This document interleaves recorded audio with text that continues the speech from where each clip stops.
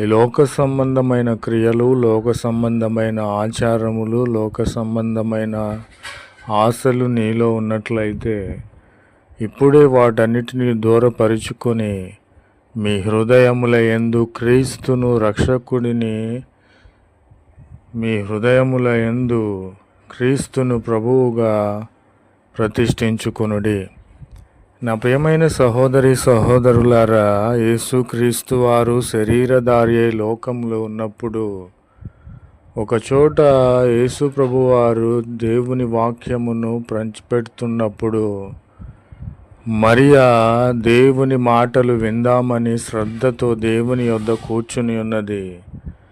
Martha అయితే విస్తారమైనటువంటి పనులు పెట్టుకొని ఆ విస్తారమైన పనుల భారము చొప్పున ఆమె లోక సంబంధముగా ప్రయాసపడుచు దేవుని మాటలు వినుచున్నటువంటి మరియను కూడా